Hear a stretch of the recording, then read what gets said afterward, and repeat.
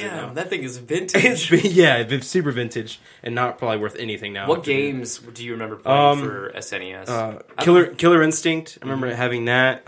Lion King, which I broke because it was a piece of shit game. It was so fucking hard. So hard. The hardest game I've ever played in my entire life was Lion King. The funny thing about Lion King, so I read an article specifically on that game. So when the programmers and creators of Lion King put that game together, it was actually the easiest game ever, and kids flew through it in under when they tested it, kids flew through it with under like an hour to 2 hours. So what they did is they went back and they put impossible, extremely difficult jumping puzzles to make the game a lot longer, and then it turned in from one of the easiest, quickest games to one of the most difficult games on Super Nintendo. And the shittiest game in the world. Just because the original map designs were way too easy, so they put impossible things on there. Oh, those bastards. And then, I was the only child for the longest time, and me and my sister are 7 years apart. So me and my mom would just play Super Nintendo all the time. We'd play Ninja Turtles all the time, and so she's got to be like annoyed as hell. Like, Mom, come on, let's play video games. She's like, no, Zach, let's not play that. And so the next one, after that, I owned a PlayStation, and I strictly really played NHL and Tony Hawk. This is PS1. Yeah, PlayStation all the time. I would play Tony Hawk and NHL, and I think that's when did Madden come out then, or did it come out for PS2? Madden's been out since like Super Nintendo. Oh, Yeah. So I played Madden on PlayStation, and then after that, so right after the PlayStation released, I got it because I had a paper out, and I was like delivering papers, saving up money for that, and then I also saved up for the N64, so I got the N64 too, and then I never know what happened to those systems. I think I just sold them or something like that, and then after that, Box somewhere maybe. Yeah, and so then playing N64, playing GoldenEye, that was a really, really fun game. And then finally flowing into Xbox and going to my friend's house, riding my bike probably like a mile and a half to their house, and then never seen an Xbox in my entire life. After PlayStation 2 came out, I had a PlayStation 2, and Xbox came out. I was like, oh, the graphics for Xbox are crazy. Yeah. They're so cool. Like, and then playing 2K, playing NFL 2K, and then playing Halo too. So like just going over there and playing that because I couldn't afford an Xbox at the time, and I was like so pumped to even like get a chance to play Halo. And so I'd ride all the way over there and play for hours, and then it'd be like 8 o'clock at night, and I'd be like, I have to go home to just like ride my bike all the way back to my parents' house after that. So like those are my memories are more like when playing video games or playing with friends and playing in that environment. So So the coolest thing about today, I feel like today with video games, that you actually can play online. But it kind of takes away from the experience of going over to somebody's house, like hanging out and just hanging out with the guys and playing video games that way. Yeah, couch co-op, man. Yeah. That's great. So I have a few memories that I think in going last will kind of overlap with some of your guys's. My first system was a Super Nintendo as well. I never had the NES.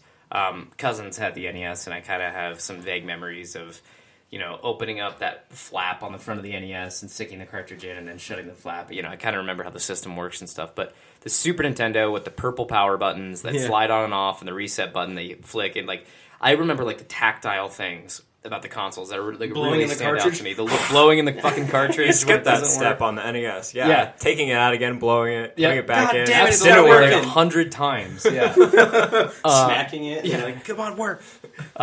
So the first game that I remember playing, I remember when we got the Super Nintendo, I came home from school and my dad had gotten it for my sisters because I was still so young. I think we got it when I was in maybe second grade or something, and where you're just old enough to appreciate video games, but not outside of sitting on your dad's lap playing a computer game, Myst or something like that. Yeah, you're this is really cool, and you're just getting the motor skills to be able to move Mario across the map somewhat functionally.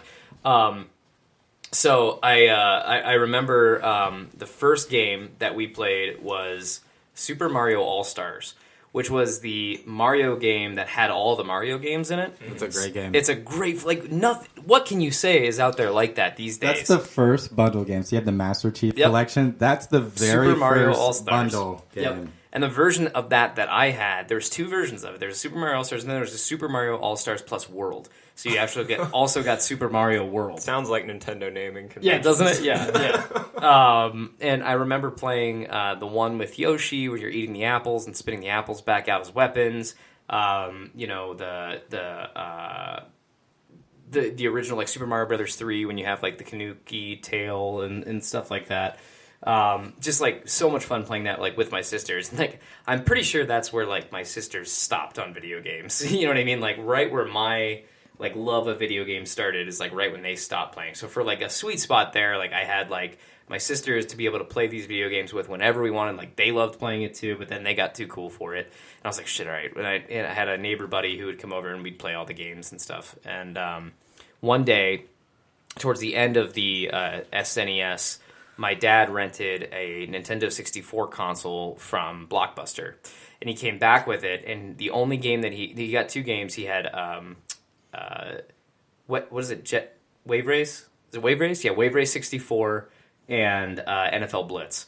And I was a huge football fan, and I still am. But I remember playing Blitz for the first time and just being like, "This is awesome! You can hit the guy who's out of bounds," and like body slam dudes and like da bomb. It was like it's NBA Jam or NBA Hang Time, but now football, because the NBA Jam and NBA Hang Time came first, and they were an amazing game, and now it's like the football version, and it was phenomenal. It was so much fun. You get in such competitive games. Every game of Blitz is a good game of Blitz. Yeah. It's like impossible to have a blowout in that game. Anyways, I remember being like, I've got to have a Nintendo 64. Like at all costs, I have to get this system.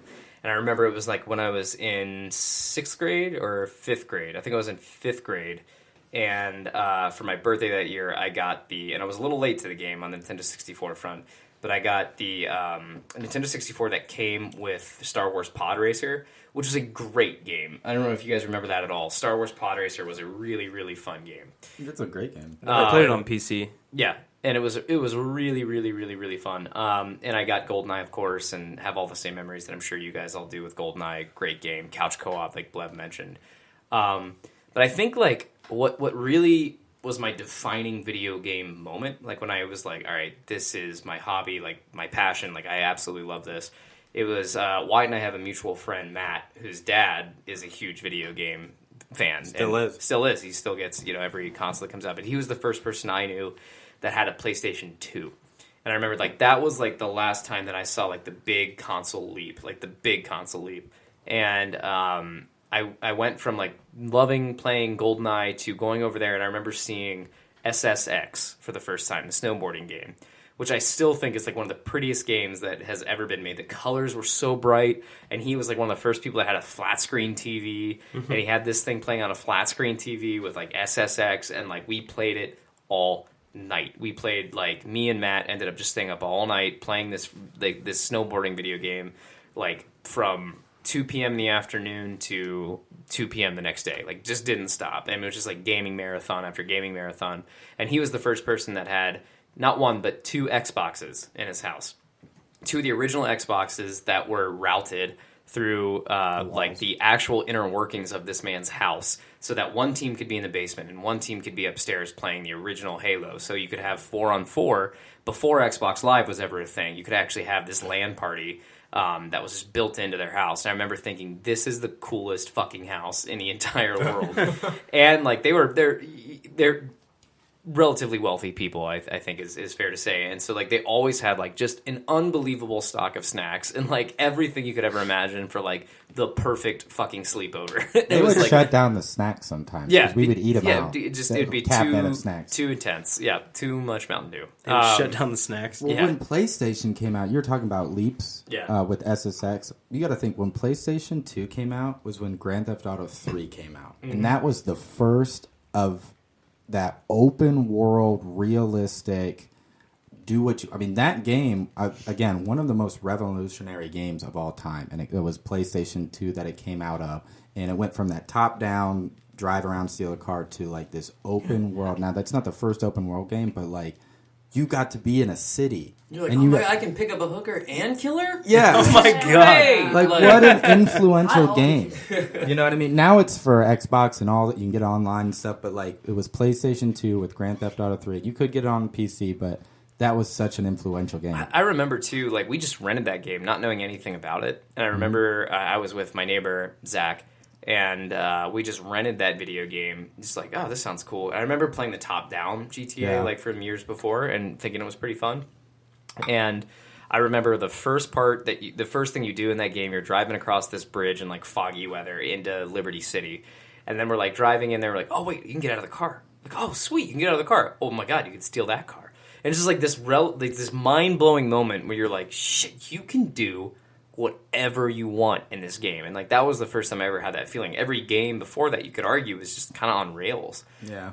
There was the game that you brought up last week about like a Nintendo 64 open world game that your brother used to play that was like a space. Oh, Body Harvest. Body Harvest. That's the creators of Grand Theft Auto, the Rockstar. So there was two guys that created and came up with the idea for the top-down Grand Theft Auto game. The games before them were there was a couple games that I don't even know, like Galaga-looking games for NES.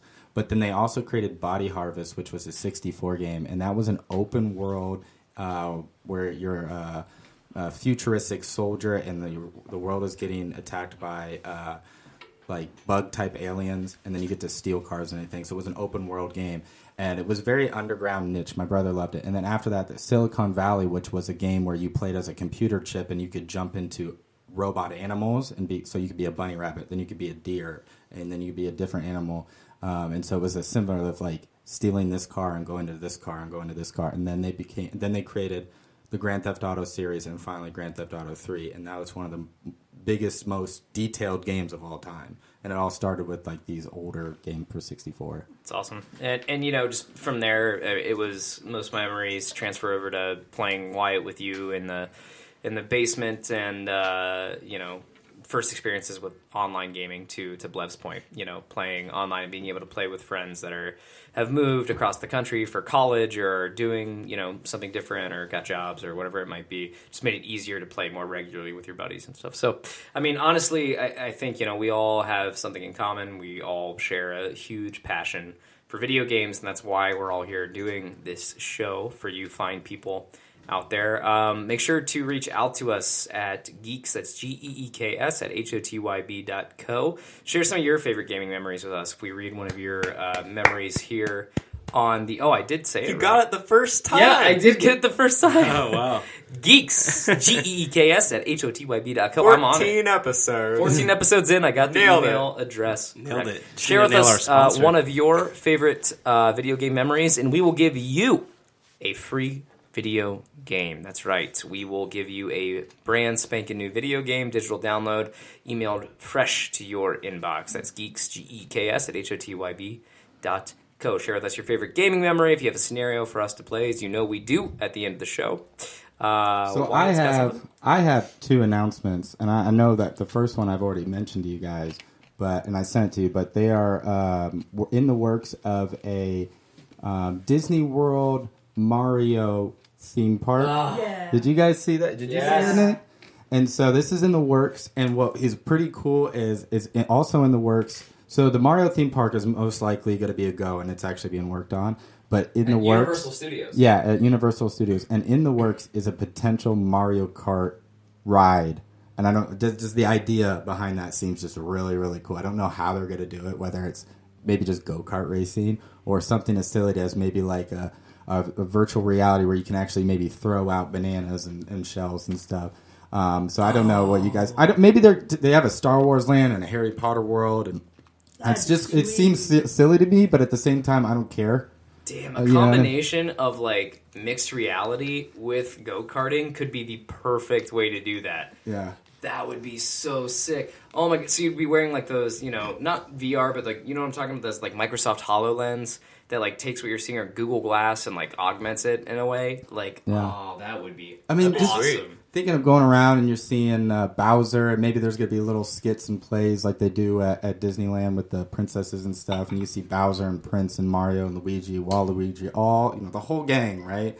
Wonder if there's like a tennis game or something, or I can't even think of all the little things they would do. Do you think they're going to stick mainly to Mario or branch out to, you know, some Zelda, some... It didn't. So let me just kind of reference where I got the information from. I read a lot of articles from a website called Crack.com. It's one of my favorite article websites, and it's mostly nerdy stuff, movie stuff, you know, all the way to like real-time crime and stories and stuff like that. So I got it from that, and all it said was, it was just a picture, and it says it's currently in the works of that. of a theme park as well as a potential Mario Kart ride. Yeah. The second thing I did not tell you guys about, and hopefully this will blow your brains, at least Brogan, I think it will for you, is that they are currently in the works